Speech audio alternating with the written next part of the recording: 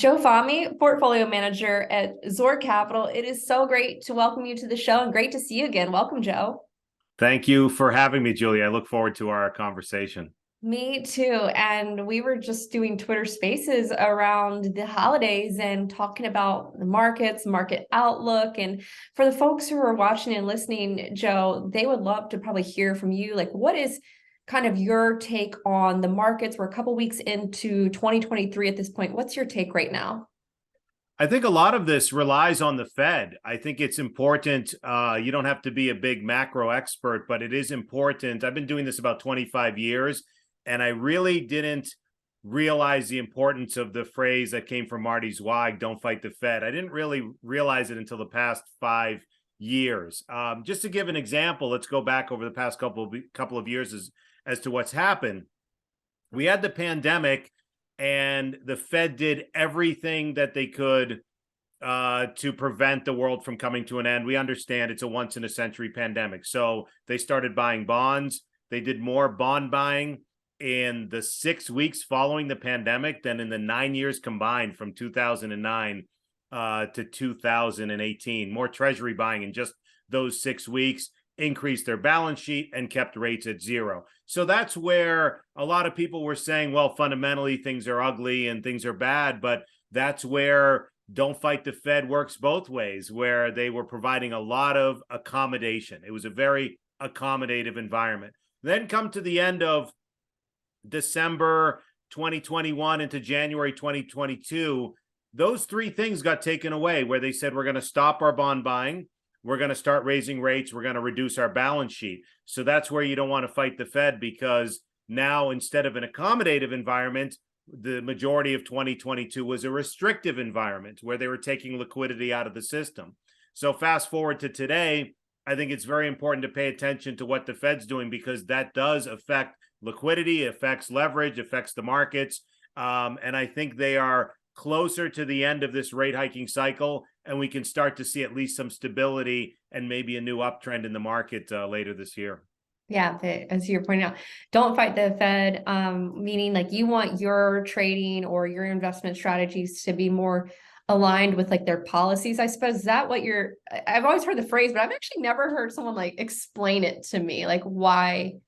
Or well, like there how do you do it? Where that's what's so funny is, like, for 20 years you hear don't fight the Fed, don't fight the Fed, Exactly. and I've heard you it for just probably don't a really know decade. what it means. That's what I Yeah. mean. It didn't really resonate until, if they're providing liquidity, if they're keeping interest rates low, if it's an accommodative background or macro backdrop, you don't want to fight it and short it and be fighting stocks. That's where buy the dip and a lot of V bottoms over the past several years came from. But when they're taking that away, because inflation became a problem last year, and when they're taking that away and making it restrictive by raising rates, so lending becomes more difficult, housing becomes more difficult, credit card rates, everything, interest rates being higher can be restrictive. That's where you don't want to fight the Fed, where a lot of people were saying, in 2022, just buying the dip and buying the dip. But that's where you have to take a step back. The best traders and investors I've studied, they all understand the big picture. So that's why it's important, whether you're a trader or investor, you don't need to, again, be a macro expert, but it's important to follow what the Fed is doing and their accommodative or restrictive policies. That's a good point. Like as you point out, you don't have to be a macro expert, but you do need to be paying attention. And, I've been kind of in the business from a journalistic standpoint for 11, 12 years at this point. And I remember like going to conferences, and there would be, certain investors, they get asked about the economy or whatnot. And they would say, yeah, I don't care about the macro. I care about like basically their stock picking and those kinds of approaches. Do you think, to follow on to your point, does the macro matter now more than ever? Or is it just, all investors, all traders, they do need to just take the macro into consideration? Is this more of like a newer thing, or am I completely off here, that it kind of feels like more people are paying attention to the macro than I previously remember? No, that's a good point. A lot of people are talking about it, and some people have said, yeah, this is great. I'm a trader. How is this going to make me money? What I do is I take the big picture view to understand how it's going to make you money. Is in a difficult environment, when we're in a bear or corrective market, 4 out of 5 stocks will move with the general direction of the market. So how it can help you is in a difficult market, it's more of protecting your capital and saving you money, where it's not really going to help you make money, but it can protect you from losing money by using smaller positions, maybe being a little bit more defensive, whether that involves shorting, cash, lighter positions. But that's how it can help you. And in an accommodative environment where you know the Fed has your back, that's where you can help you to make money. But I totally get it. I think it's just important not to obsess over it, not to overthink things, because there's so many variables in macro and everyone loves talking about it. And I'm like, okay, how are you going to understand currencies, commodities, the dollar, and how all this blends into 190 countries worldwide? Like,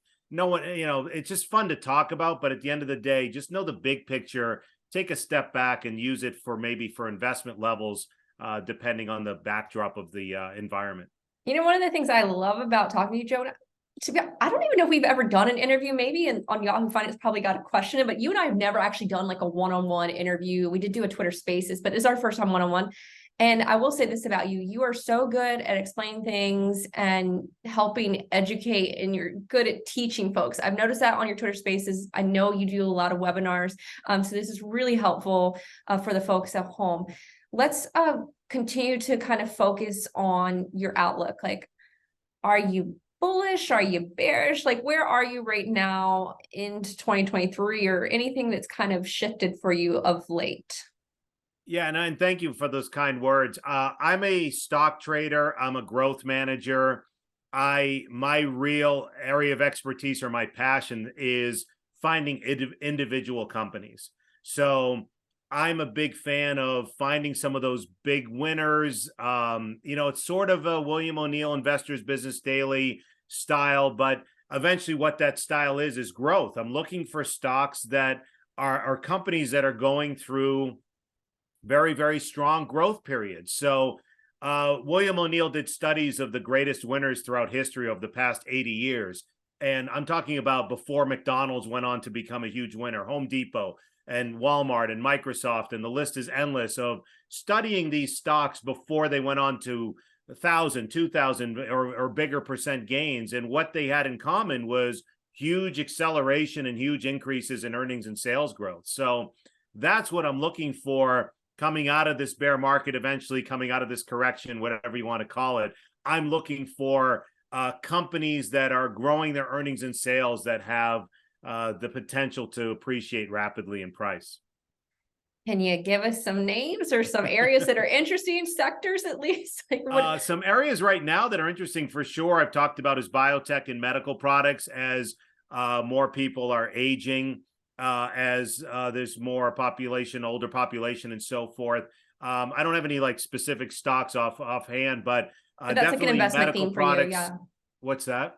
That's like one of the investment themes for you. You're just mentioning the aging population. I love biotech because when the market was making more and more lows throughout 2022, a way to play it, because a lot of people don't like single stock risk. So XBI, IBB are two of the main biotech ETFs. So you get a broad spectrum, a broad basket of stocks. When the market was making lows, they were just holding up and doing very, very well. So I like it because of relative strength, meaning relative to the market, it was showing great strength. Another reason is that big pharma, your Merck's, Pfizer's, AstraZeneca, Novartis, these companies have pristine balance sheet, tons of cash flow, tons of cash, and they're looking to grow their pipeline of drugs. So in a difficult year, last year, I think we saw 15 or 20 buyouts in a lot of M&A in a difficult year. And the average buyout was like 120%, meaning that big pharma is seeing opportunity in a lot of small and mid caps that have the potential, once they get through their phase trials and get towards FDA approval, there's potential for those companies and those stocks to add to their pipeline. And also a lot of trials were put on hold during COVID. So now you're starting to see more data and more trials come in. So I like the sector. I think it's acting well. I still think energy is going to do well. I think high oil prices are here to stay for a little bit. So those are some of the themes and the sectors for now, early in 2023, that are showing great strength. So biotech, you mentioned energy, which was like the trade of 2022. I suppose those folks are happy with their investments, and it still sounds like it still has some legs here. Talk to me about the energy thesis. And I suppose, as you mentioned, you expect the higher prices to remain. Let's kind of tease that out a bit, that you still see some room for the energy trade. Yeah, I think a lot of analysts still have their models based on lower priced oil. It reminds me of, '07, '06, '07, '08. A lot of oil stocks did very well, and they went on to become big winners because the analysts had priced in $40 or $50 oil. And then oil eventually went, I think, close to 150. So they had to raise their estimates. I'm not saying that that's going to happen. I just think that a lot of analysts still have their models based on lower priced oil. But as the price stabilizes at a higher price, I think you're going to still see a lot of companies. There's been a lot of consolidation. You're going to see a lot of companies with just very, very strong cash flow. I'm not a macro expert or oil expert as far as all the production and onshore and offshore stuff, but I've just noticed from my technical work, a lot of those stocks are still acting very well. So when we were kind of talking a bit about your background, you kind of mentioned you're an investment manager, you're a trader, but you are a stock picker. Like that's kind of your sweet spot, what I was hearing earlier. When we were doing our Twitter spaces, we had George Noble on, of course, if folks are familiar with him, he was with Peter Lynch at Fidelity, very well-known stock picker. And I've had a lot of conversations on this podcast, and I'd love to kind of hear your thoughts since, you're talking about picking stocks. In the last decade or so, a lot of it's been, buy the index, and you have basically the Fed policies that boded well for that kind of strategy. Do you think we're going to be entering an environment where we get back to kind of like the stock pickers market? What are your thoughts? That's a great question. I think people have to be open-minded. When somebody says, what's your, outlook for the markets, just maybe because if the Fed pauses their current rate hiking cycle, it doesn't mean the market goes back to new highs. You have to be open-minded to a range. And I think it's always a stock picker's market. But if, let's say, the market consolidates in a range for a little while and digests the big moves over the past, several years, more than ever, it'll be a stock picker's market where for people who are looking to outperform, one way to do that is to pick better stocks or better asset classes than the overall market. So it involves stock picking, it involves concentration, it involves trading them effectively. But I do think it's going to be a more than ever a stock picker's market this year. Mm-hmm. Yeah, you're just kind of mentioning like it's always, like you mentioned, it's always a stock picker's market, which I like that too. I want to brag about you a little bit, Joe. So sorry if I'm putting you on the spot, but we've known each other for a long time, and I used to work at Yahoo Finance for the folks watching and listening, and you are a frequent guest on there, contributor, and I think even okay. So I want to say it was 2016, and you can correct me if I'm wrong. It was, I think, at the SALT conference, you made the call. I think the Dow at the time was at 17,500. You made a call for Dow 20,000 by the end of 2016. You nailed that call. More recently, in 2020, when everyone was like freaked out about the market, it was late March, early April when you kind of you say, and I want to, maybe I'll paraphrase here, but you're talking about how the coronavirus was going to get worse, but that doesn't mean the market has to get worse. Like you started to get, I guess, a bit more upbeat on the market. So just putting those out there for folks. I guess as we kind of look ahead, like, do you have any calls for the market or anything that you're willing to put out there right now, or that you're thinking about of like where we might be headed? What are your thoughts? Well, thank you for that. And I love how you do your research. So thank you. Nothing major. I mean, one of my calls is I think XBI, the biotech index, will outperform the S&P in 2023. That's one call that I've made. As far as for me, making the calls is great. And a lot of people say, well, what is it that I've been lucky to, I think the key is to be consistent. And then when I'm wrong a lot too, but also the phrase, it's okay to be wrong, just don't stay wrong. But a lot of the calls come from analyzing the technicals. I screen the market every night and look at between 500 to 1,000 stocks every single night. Partially because I'm very passionate about this, partially because I'm a loser and that's what I No, like you're doing. not. But I go through the screens because that's what's going to really give me a true feel for the markets. You wake up in the morning, there's 20 bloggers, 5 are bullish, 5 are bearish, 5 say buy gold, 5 say hide it under your bed. Your head's spinning with opinions. Now you have a million social media, not a million, but you have a lot more social media sites. You have a lot more financial websites, television, all that. Your head could be spinning with all the different opinions. So I like the phrase, don't focus on what you think the market should be doing, focus on what it's actually doing. And my best way of doing that is to look at the stocks, shut out the noise. Notice how noise and news kind of sound the same.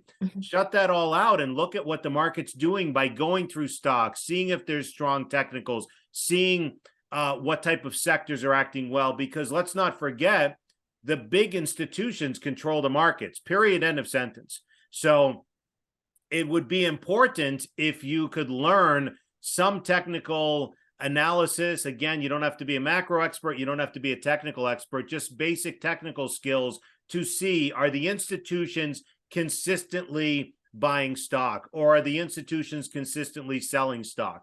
Because the big mutual funds, pension funds, hedge funds, they're not buying 500, 1,000, 20 shares, 10,000 shares. They're buying hundreds of thousands, if not millions of shares.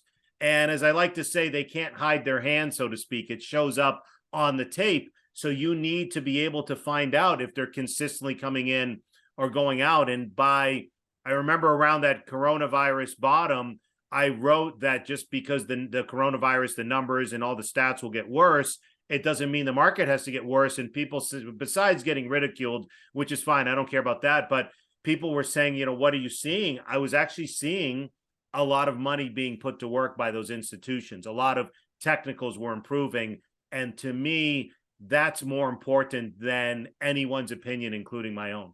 That's fascinating. So like you're talking about, like the institutions basically run it. They're the biggest buyers. Can any person like look this up or see like how this works? Like, I mean, I'm definitely not an expert by any means, but like, how do you do that? A couple things is paying attention to just the volume on the day. It's very simple. Is the day up on a big volume day? Are we down on a big volume day? Meaning compare the volume to the previous day to show signs of institutional accumulation around market bottoms. In fact, real time over the past couple of weeks, since like December 26th of 2022, let's say over the past couple of weeks of this taping, the markets, the up days are coming on strong volume and the down days are coming on light volume, showing that there's subtle institutional accumulation beneath the surface. Some people might say, why is this happening? The why doesn't matter to me. It could be because the market's a discounting mechanism and is starting to forecast lower rates in the end of the rate hiking cycle. But to me, the why isn't as important as just noticing that it's happening. No different than December of 2021. There was a lot of huge institutional selling where we were having down days on big volume, and it wasn't over one day. For example, if an institution wants to buy 3 million shares of something, they don't just buy it that day as a market order. They do it over several weeks. Just like if they're looking to sell, they're doing it over several weeks. So you have to pay attention. Are they consistently selling, which is what they were doing at the end of December into early January of 2022. And that was showing signs of the institutions getting out. And then it led into this bear market. Now it's still early, but we're seeing some consistent signs of that buying. So just simple price and volume is a way to pay attention to what they're consistently doing. Interesting. Like, you're talking about, like, you're starting to see signs of that consistent buying. Do you think like, okay, it felt like, I want to hear from you. Like, it felt like back in December, like everyone was bearish. Like it was like pretty bleak on the outlook. Everyone was like bearish. are there some sort of like optimistic views now, or I don't want to say like outright bullish by any means, but do you think there's like a shift in the sentiment?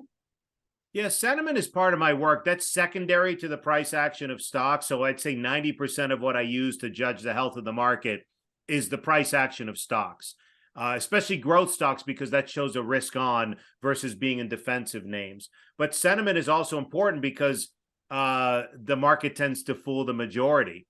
So when everyone's very negative, the market has a convenient way of surprising people, and always same vice versa on the positive side. But another example is coming into this year, I was thinking we would have another leg down, or at least another maybe 5 or 10% down. We still could, but the point is that you have to be very flexible, because I started to notice a lot of people were calling for S&P 3000. Of course, it could still happen. Anything could happen, but I was noticing a lot more consistent bearish sentiment and very, very negative, which is easy to fall into based on recency bias. If you've been punched in the face for the past year in the markets, and really if you've been in growth stocks, it topped out February of 2021. So it's been almost 2 years of growth stocks just getting sold into strength, down 50 to 90% off of their highs. When that consistently happens and wears on you, it's very easy to get affected by recency bias and think we're never going to have another bull market. But and then to your point, especially when everyone's getting all negative, that could be, the market can potentially bottom when we least expect it, and when the market starts to price in better news 6 to 9 months from now. That's a good point. I feel like in this conversation, I'm already learning things too, of like the importance too of being nimble. I think that's probably a good lesson for traders. As you look back on 2022, because 2022 was a challenging year for pretty much everyone. A lot of folks who came on this show, especially, like talked about 2022 being a challenging year. Do you have any lessons that stand out for you from 2022? I'd say the biggest one is patience. I went on TV, wrote about how the market was I didn't expect a big bear market. I thought it was going to correct in the beginning of the year.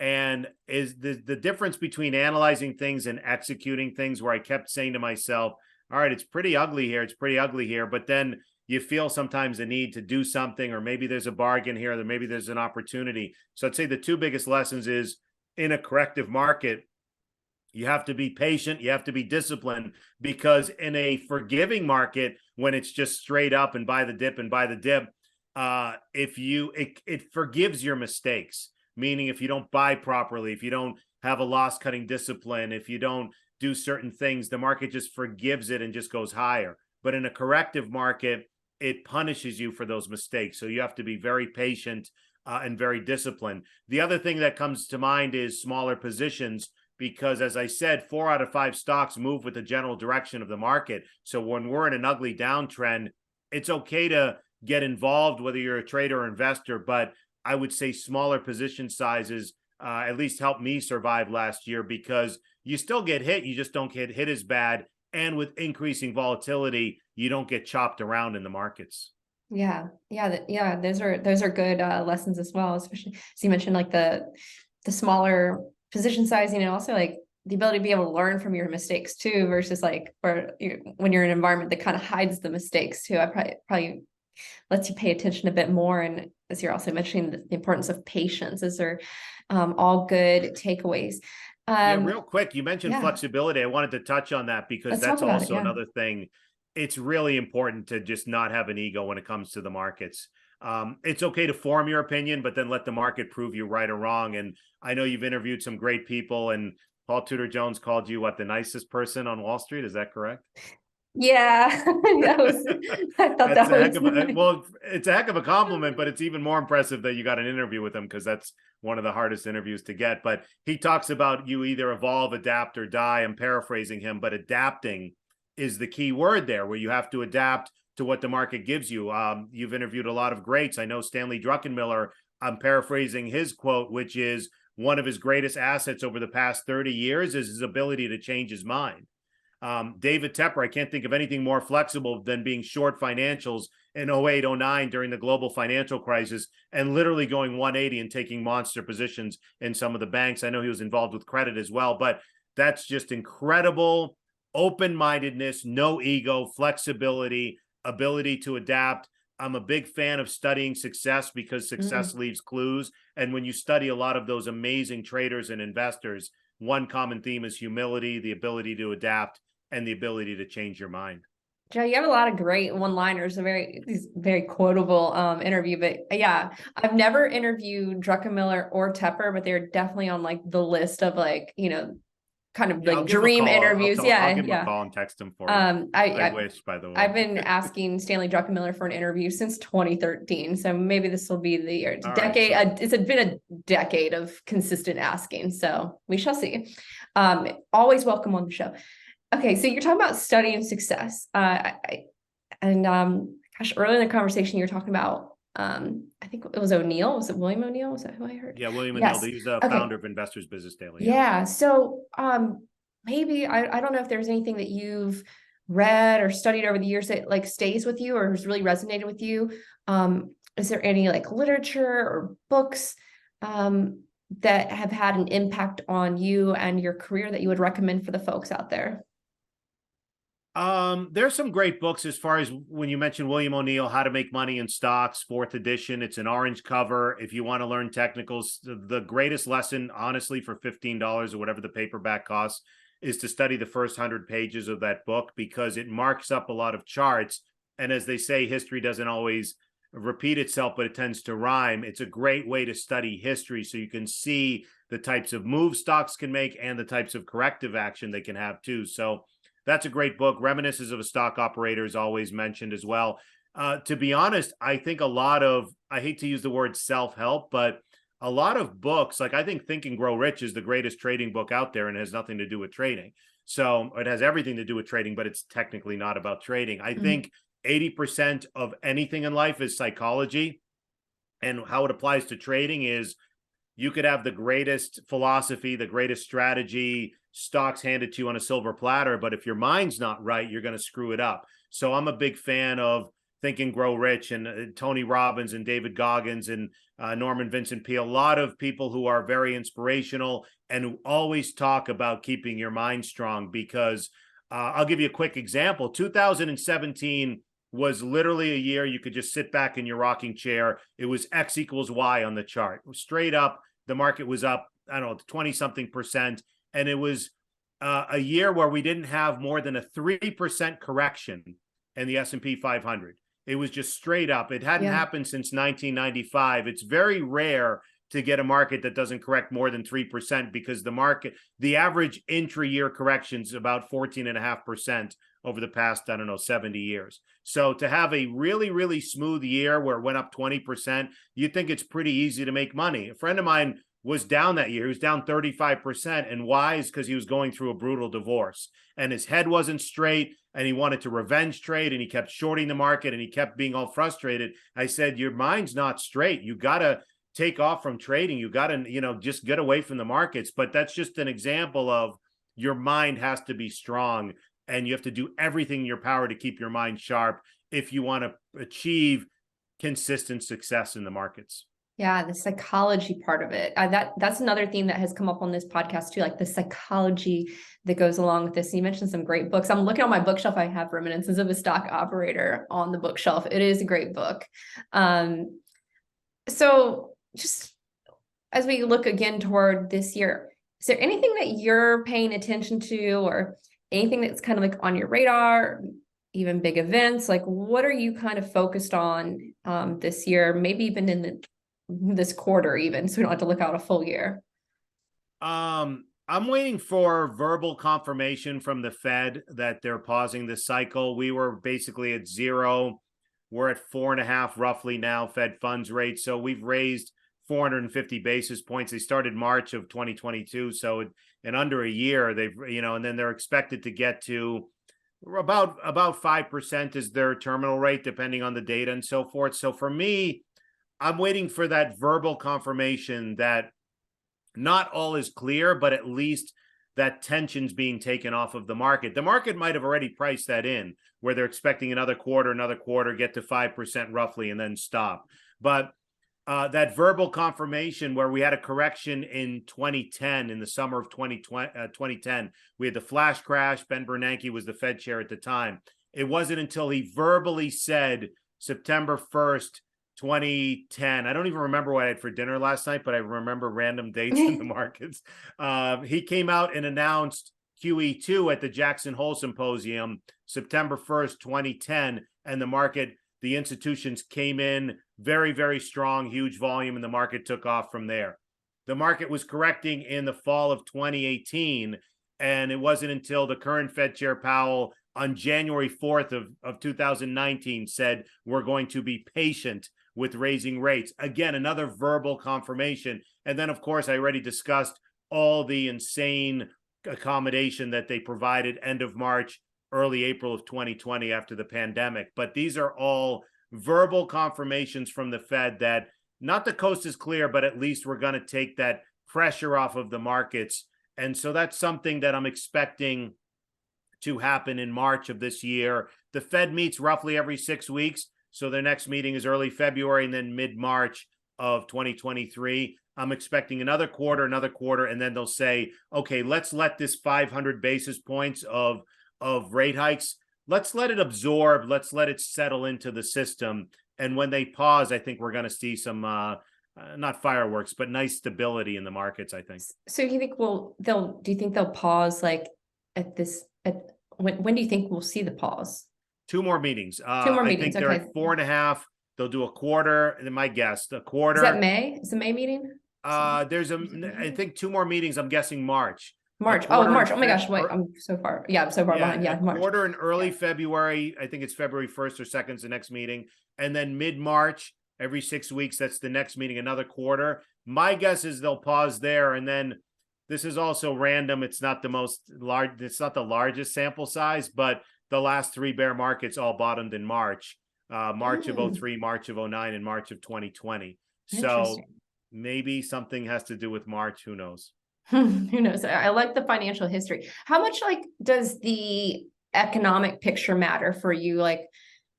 Do you think about the prospects of a recession? Does it matter to you?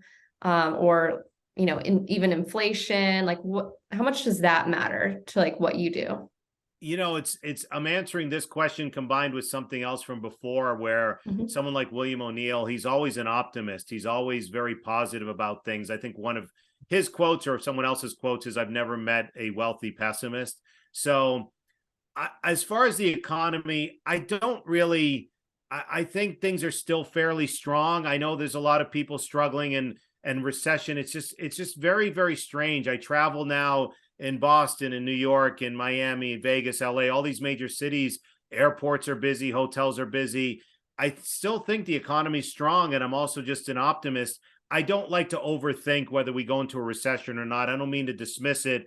I don't know if, some parts of the economy have been in a recession, so it's really hard to, again, as a trader, I now I'm falling into the trap of talking too much macro, but I don't want to overthink the macro or the recession.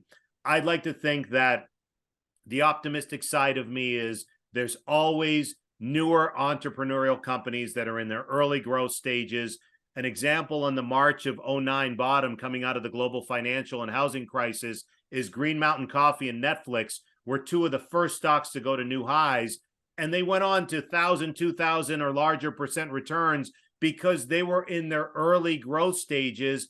Where Netflix was at 5 or 10 million subscribers before they were on their way to over 200 million subscribers. Green Mountain Coffee that makes the Keurig, they were in less than 1% of households on their way to getting closer to 10% of households. So those are examples of companies that were held back because of a bear market correction, that were in their early growth stages, that once we came out of the correction went on to huge gains. And I'm optimistic. I don't have any names right now, but I'm optimistic when we eventually come out of this.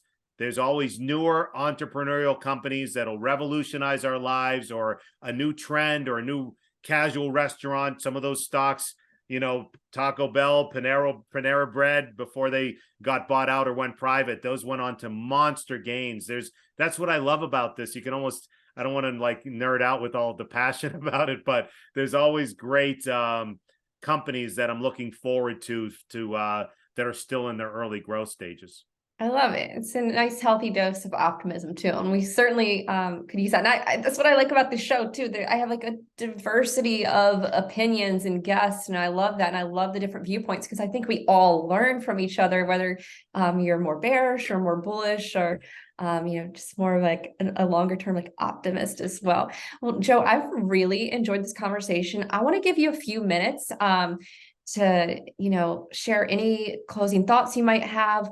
Let folks know where they can learn more about you, your firm, or I don't know if there's anything you want to plug. Like I don't know about if you want to plug webinars, social media. Just take a few minutes, share some parting thoughts, and let folks know where they can find you or learn more. Yeah, no, I appreciate it. You can find me at Twitter at jfahmy, and go to joefahmy.com. As far as it's right behind me on the as far as you can contact me through there. I have two main businesses. I work with an RIA, Zor Capital, registered investment advisors, where we manage separately manage accounts with this type of growth strategy. So if you're interested, you can always reach out.